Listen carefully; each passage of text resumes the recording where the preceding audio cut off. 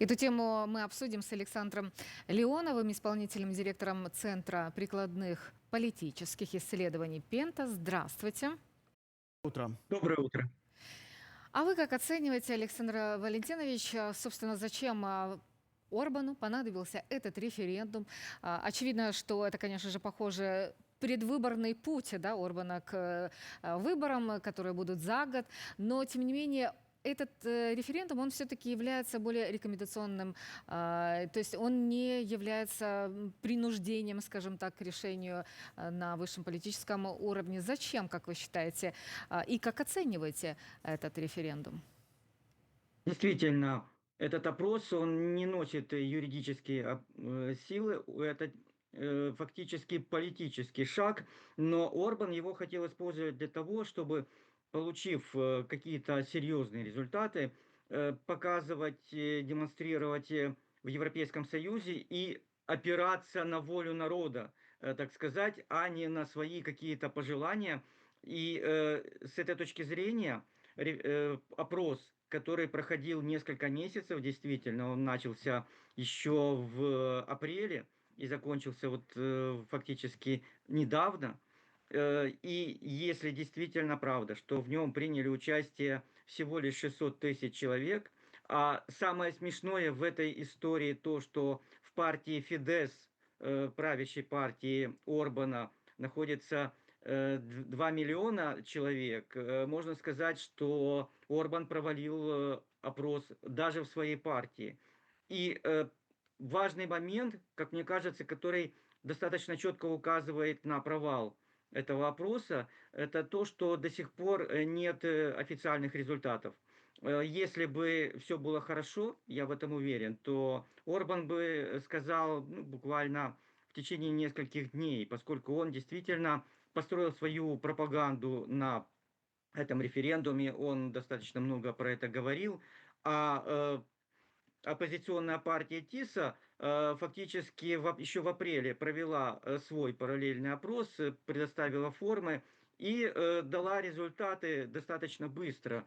Э, Порядка 60% венгров, которые приняли участие в опросе, выступают за членство Украины в Европейском Союзе. И, собственно говоря, с этой точки зрения, действительно, Орбан теряет одну из своих главных опор в будущей избирательной кампании, поскольку достаточно часто Орбан именно действовал против каких-то врагов придуманных. То это был Сорос, это были грантовая организация, это был Европейский Союз, это была Украина неоднократно, кстати, и Орбан говорил и о защите прав венгров и так далее, и так далее.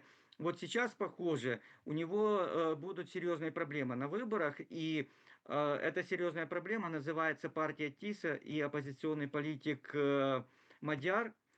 Согласно последним социологическим опросам, партия ТИСа наращивает свое преимущество, и, по-моему, неделю назад последний социологический опрос показал, что ТИСа набирает 51%, а Фидес Орбана 36%. И это говорит о том, что Орбан как никогда близок к потере власти. А достаточно много людей, экспертов и в Венгрии, и за границей говорят, что для Орбана потерять власть это фактически однозначно с потерей свободы, потому что достаточно много претензий по поводу коррупции и к нему, и к его окружению.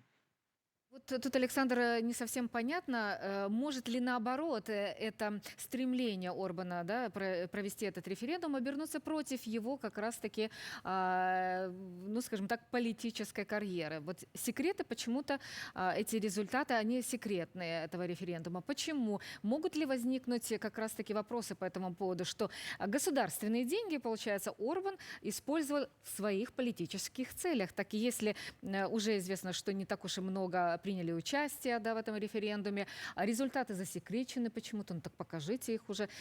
Как вы объясняете эту ситуацию и смогут ли вот спросить, скажем так, с юридической точки зрения, а куда же ты денежки потратил, на какие цели на самом деле? Ну, как минимум, политически это уже оборачивается против Орбана, поскольку оппозиция жестко критикует. Господин Мадяр выступил как раз с заявлением о потраченных огромных деньгах, которые можно было потратить и на экономику, на социалку в Венгрии.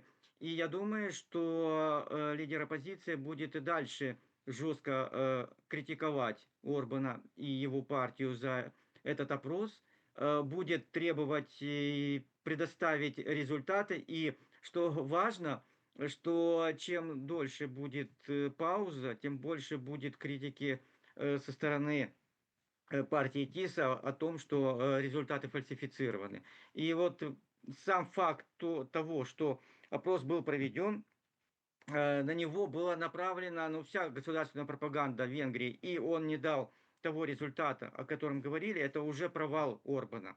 И партия ТИСа может говорить о том, что политическая поддержка Орбана падает и падает достаточно серьезно, поскольку, повторюсь, даже не все члены правящей партии Фидesz выходит, проголосовали на этом опросе. Хотя, знаете, э, идея Орбана, она не является уникальной. Давайте вспомним, как некоторые политики в Нидерландах пытались остановить ратификацию соглашения про ассоциацию с Украиной. Тогда там был проведен референдум. И, кстати, вот тот референдум, он имел больше юридической силы, чем этот опрос. И я думаю, что факт того, что действительно огромные государственные деньги, которые были потрачены не только на саму организацию, а и на государственную пропаганду, фактически ушли в трубу, вот будет одной из тем критики на выборах. И важно, что Орбан не сможет сделать краеугольным камнем своей избирательной кампании как раз недопущение Украины в Европейский Союз. И более того, поскольку большинство венгров выступает за это, и именно с этой точки зрения оппозиция может атаковать Орбана. Это достаточно важно, что Украина будет присутствовать в этот раз в позитивном плане в избирательной кампании.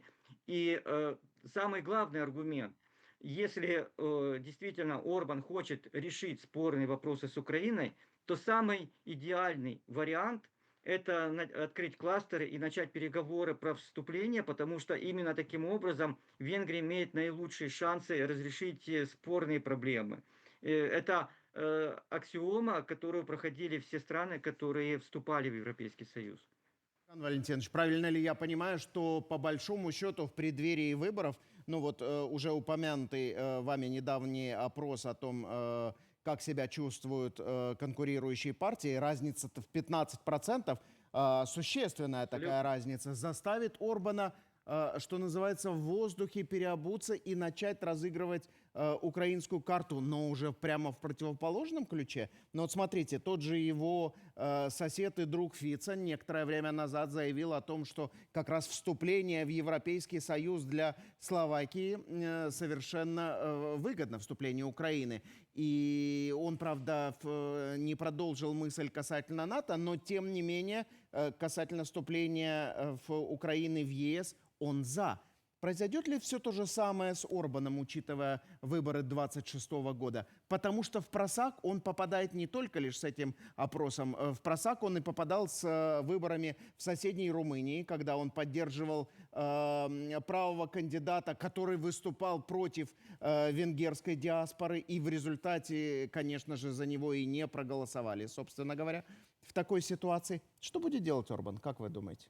Я не думаю, что он переобуется, потому что слишком уж он поставил все на один цвет.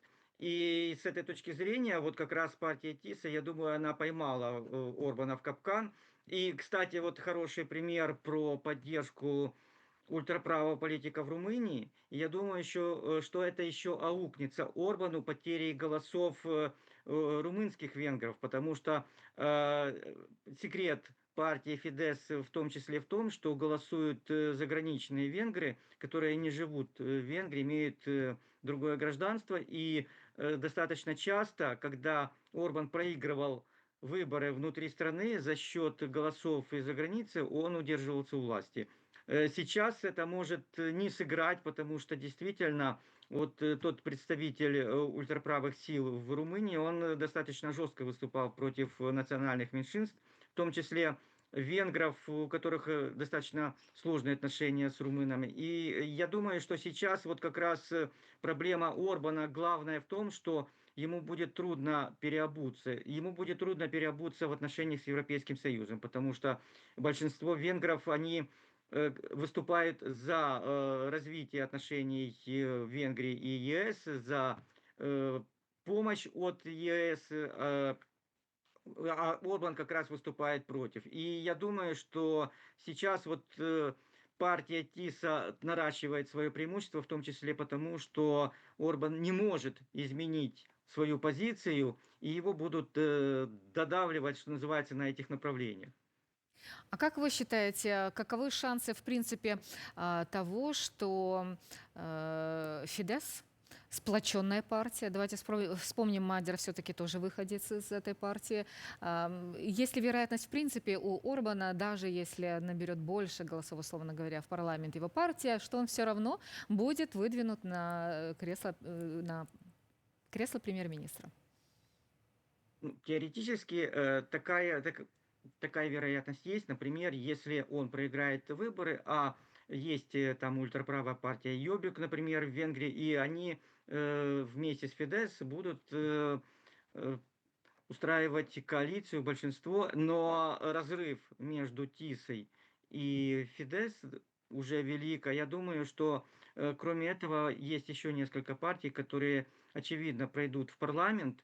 И если сейчас уже можно говорить о том, что ТИСа может самостоятельно формировать большинство, то, скорее всего, вот как никогда близок Орбан к потере власти, и я думаю, что на этих выборах оппозиционные партии все-таки договорятся о том, что они не будут критиковать друг друга и будут действовать где-то сообща. А дальше уже посмотрим действительно на результаты. Все-таки 51% может несколько процентов меньше и уже нету большинства четкого в парламенте. Хотя по-моему, такая ситуация впервые за достаточно долгое время, больше 10 лет. Как раз Фидес правит очень долго Венгрией, и уже, как считают, Венгрия засиделась в столице. Александр Валентинович, как вы думаете, а вот учитывая заявления Словакии и Венгрии о том, что они будут блокировать 18-й пакет санкций в отношении Российской Федерации, принятие которого проанонсировали в Европейском Союзе на этой неделе, как их будут уговаривать? Как вы думаете? Ну, уговаривать в кавычках, безусловно, поскольку, судя по вчерашним заявлениям и руководителя Европейского Союза, Совета, и президента в Еврокомиссии, решительность есть, и было совершенно четко заявлено, что пакет санкций будет утвержден на саммите. Действительно, механизмы есть, и когда Фридрих Мерц стал канцлером Германии, он заявил о том, что пришло время достаточно жестко говорить со странами, которые разрушают единство Европейского Союза. И я думаю, знаете, как раз достаточно мягкая позиция по вступлению Украины в ЕС со стороны Роберта Фица, премьер-министра Словакии, связана в том числе с тем, что он понимает последствия таких блокирований. Орбан уже зашел достаточно далеко. Венгрия потеряла достаточно большое количество финансирования от Европейского Союза, оно заморожено. Есть, которое уже не придет в Венгрию, потому что закончились сроки. И с этой точки зрения, если Европейский Союз действительно заморозит финансирование Венгрии, то тогда у Орбана будет достаточно сложная ситуация, и это еще раз ударит по позициям Фидес, потому что Венгрия страна, которая серьезно зависит от дотаций от Европейского Союза. И с этой точки зрения вот достаточно часто Орбан использовал свою особую позицию для того, чтобы заставить ЕС дать часть замороженных денег. И эта заморозка была не только из-за украинского вопроса, это заморозка из-за того, что Орбан фактически строит авторитарное государство и достаточно во многих вопросах отходил от требований Европейского Союза. И вот сейчас может так получиться, что давление со стороны ЕС совпадет с избирательной кампанией, и у Орбана будет еще больше проблем. Будем надеяться, что Европейский Союз действительно будет совмещать вот это давление и с требованиями, и более того, вот это блокирование, оно вызвано как раз тем, что Европейский Союз нашел механизм, как обойти э, блокирование со стороны Словакии и Венгрии, решение о полном отказе Европейского Союза от российских энергоносителей до конца 2027 года. И поскольку это решение на уровне Европейского Совета действительно было заблокировано, то это решение перенесли в Еврокомиссию, в другие структуры ЕС, где не нужно согласовывать, не нужно фактически право консенсуса. Есть только большинство. И я думаю, что вот таких нюансов будет все больше и больше, а тем более сейчас Европейский Союз находится в процессе реформирования, где где как раз принцип консенсуса, он будет отменен даже на вопросах голосования на уровне лидеров государств. Ну, как я понимаю, только это все пока что обсуждается, разные варианты рассматриваются, но вот если так действительно произойдет, и следующей нашей темой будет как раз с вами это обсуждение. Спасибо вам большое, Александр, за то, что нашли время для нас. Напомню нашим зрителям. Александр Леонов, исполнительный директор Центра прикладных политических исследований Пента, был с нами на связи. Обсуждали референдум в Венгрии.